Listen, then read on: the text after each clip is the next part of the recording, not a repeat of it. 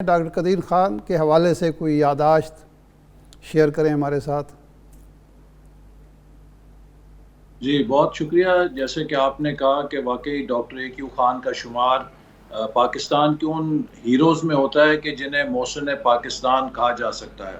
ان کی کنٹریبیوشن کے بغیر بلا شبہ ہمارا ایٹمی پروگرام کبھی پایا تکمیل کو نہ پہنچ سکتا، کیونکہ جو ری پروسیسنگ ٹیکنالوجی ہے اس میں انہی کی بدولت ہمیں وہ بریک تھرو ملا جس سے ہمیں 28 مئی 1998 میں دنیا کی 7ویں ایٹمی طاقت بننے کا اعزاز حاصل ہوا۔ ڈاکٹر صاحب کے ساتھ میری بڑی نیاز مندی تھی، بہت شفیق تھے اور اکثر سائنس اور ٹیکنالوجی کے شعبوں میں ان سے رہنمائی لیتا رہتا تھا۔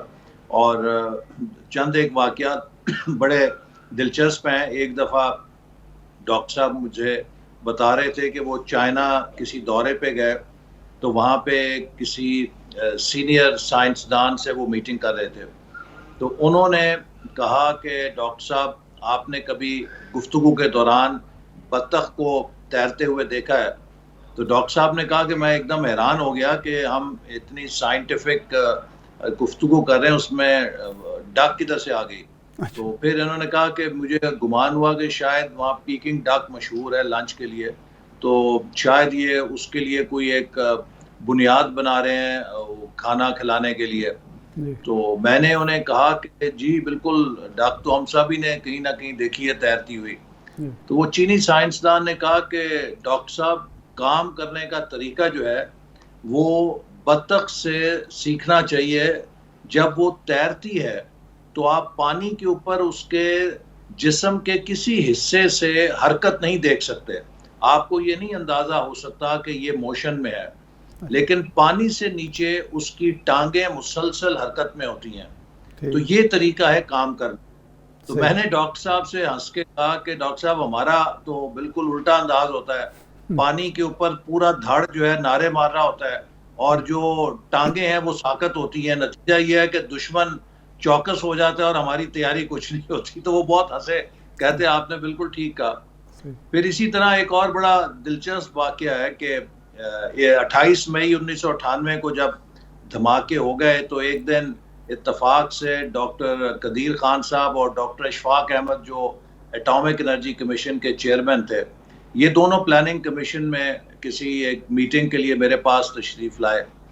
تو میں نے ان سے پوچھا، میں نے کہا کہ آپ دونوں دو کلیدی اداروں کے سربراہ ہیں جنہوں نے اس نیوکلیئر پروگرام کو پایا تکمیل تک پہنچایا ہے، تو آپ ذرا مجھے یہ بتائیں کہ آخر وہ کیا کامیابی کی کنجی تھی کہ ہم اس شعبے میں کامیاب ہو گئے جہاں پوری دنیا ہمارے مخالف تھی، اور بہت سے ایسے شعبے ہیں کہ جہاں پر دنیا ہماری مدد کرنا چاہتی ہے اور ہم آج تک اس میں کامیاب نہیں ہوئے۔ لوگ ہماری ایڈ بھی دیتے ہیں، ہمیں امداد بھی دیتے ہیں، ماہر بھی دیتے ہیں، لیکن وہاں پہ چاہے وہ ایجوکیشن ہے، چاہے وہ ہیلتھ ہے، چاہے اور کئی سیکٹرز ہیں، اس میں ابھی تک ہمیں بریک تھرو نہیں ملا، اور یہاں پہ ہمیں کوئی ایک اسکرو ڈرائیور دینے کے لیے تیار نہیں تھا اور نٹ اینڈ بولٹ دینے کے لیے تیار نہیں تھا، سب کچھ ہم نے خود ہی کر لیا۔ تو وہ پھر ایک بڑی شاندار لسٹ ہے کہ جو دونوں اصحاب نے میرے سامنے بیان کی کہ یہ ایک یونیورسل کنجی ہے کامیابی کی جو کسی شعبے میں لی جا سکتی ہے۔ پہلی بات انہوں نے کہی کہ دیکھیے ہمارے پاس شیئرڈ ویژن تھا، ہمارے آرگنائزیشنز میں ایک خاک روب سے لے کے چیئرمین تک سب کو یہ احساس تھا کہ ہم ایک مشن کے لیے کام کر رہے ہیں اور ہم نے اپنے ملک کو ایٹم بم بنا کے دینا ہے۔ تو ایک پوری آرگنائزیشن میں شیئرڈ ویژن تھا۔ دوسری بات انہوں نے یہ بتائی کہ ہمارے شعبوں کے اندر جتنے بھی چیئرمین آئے وہ 6 سے 8 سال اوسط ان کا میعاد تھی۔ اگر 2 سال کے بعد ہم چیئرمین بدلتے تو ڈاکٹر اے کیو خان ہنس کے کہنے لگے کہ ہم نے ایٹم بم نہ بنایا ہوتا بلکہ کوئی پھل جڑیاں بنائی ہوتی۔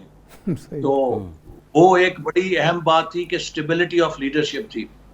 تیسری بات انہوں نے کہی کہ ہم نے اپنی آرگنائزیشنز میں ریکروٹمنٹ میں، پوسٹنگ میں، پروموشن میں مکمل میرٹ کو فالو کیا، اور اگر ہم سفارشوں کے ذریعے بندے لیتے پھر بھی ہم اپنا کام نہ کر سکتے۔ ہم نے کوشش کی جتنی حد الوسع ممکن تھا کہ ہم میرٹ کو ویلیو دیں، تو لہٰذا یہ آرگنائزیشنز میرٹ بیسڈ آرگنائزیشنز تھیں۔ جی ٹھیک ہے حسن صاحب، جی کہ جی آپ کمپلیٹ کر یہ لیں. ہمارے آرگنائزیشن میں ایٹم بم مشینوں نے نہیں بنایا، یہ انسانوں نے بنایا. تو ہم نے ہیومن ریسورس میں انویسٹ کیا، لوگوں کو تربیت دلائی، پی ایچ ڈیز کرائی بہترین یونیورسٹیز میں، اور وہ لوگ آئے. یہ انسانوں نے بم بنایا، اور بڑا کام انسان کرتے ہیں، مشینیں نہیں کرتی.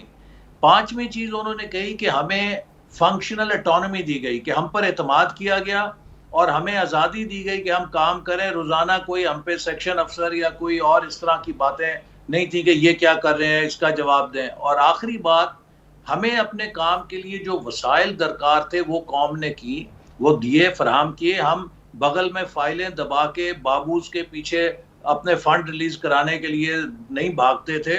ہمیں قوم نے وہ وسائل بھی دیے کہ جو وہ ہم سے تقاضا کرتی تھی. اور یہ 6 ایسی چیزیں ہیں جو کامیابی کی کنجیاں ہیں، جو کسی بھی شعبے میں اگر انہیں فالو کیا جائے تو جی یہ بہت اچھے نتائج دیں. حسن صاحب، کیا P D M seriously long march کے لیے سوچ رہی ہے، اور یہ جو وقت ہے، جو ٹائمنگ ہے، یہ کیا اس کے لیے موزوں ہے؟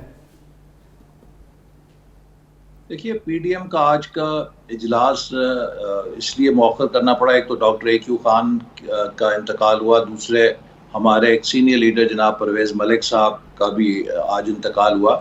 تو ان دونوں کے احترام میں آج ہمیں اجلاس کو ملتوی کرنا پڑا. 18 تاریخ کو سربراہی اجلاس ہوگا. پیش نظر اس وقت پی ڈی ایم کے جو لیڈرشپ کے فیصلے ہیں، ان میں رابطہ عوام مہم ہے، اس کو تیز کرنا ہے. چونکہ اس وقت آپ دیکھ رہے ہیں کہ ملک کے اندر اس حکومت کی جو ناکامی ہے، اس سے ہر شعبہ میلٹ ڈاؤن کر رہا ہے. خاص طور پہ ایک عام آدمی پہ جو مہنگائی کا بوجھ پڑ چکا ہے اور مسلسل اس میں اضافہ ہو رہا ہے، اور جو حکومت کی معاشی پالیسیاں ہیں، اس سے آپ دیکھیں گے اگلے 4 سے 6 ماہ کے اندر تو مزید مہنگائی میں ہوش ربا اضافے کا توقع ہے. اور جو یہ حکومت دعوے کرتی تھی کہ یہ گروتھ لے کر آئے گی، ابھی جو ورلڈ بینک کا تازہ تخمینہ ہے اس کے مطابق بھی یہ 3.4 3.5 گروتھ ریٹ پوسٹ کر سکے گی اپنے 4th ایئر کے اندر. تو پاکستان جس کی ایک ینگ پاپولیشن ہے، ہمیں ہر سال 20 لاکھ نوجوان جو لیبر مارکیٹ میں انٹر ہوتے ہیں، ان کے لیے بھی روزگار چاہیے.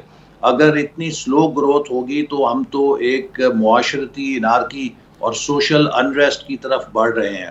اسی طرح جو ہمارے اس وقت ریاست کا خلفشار ہے، ادارتی بحران ہے، وہ دن بدن گہرا ہوتا جا رہا ہے. پارلیمنٹ بے وقت ہو چکی ہے، عدلیہ پہ حملے ہو رہے ہیں، اسی طرح میڈیا کو دبایا جا رہا ہے، الیکشن کمیشن کے خلاف اعلان جنگ ہے، نیب جو احتساب کا ادارہ ہے اس کا جو حشر ہو گیا ہے وہ آپ کے سامنے ہے. تو جو بھی کانسٹیٹیوشنل سکیم ہے ریاست کو چلانے کی، اس کے اوپر یہ حکومت حملہ آور ہے، اور کہیں بھی یہ کنسنسس پیدا کرنے کی صلاحیت کا اظہار نہیں کر سکی. آج تک 4تھا سال ہے یہ اپوزیشن کے ساتھ وزیر اعظم ایک دفعہ کسی جگہ نہیں بیٹھے کہ کسی قومی پالیسی کے اوپر اتفاق رائے پیدا کریں.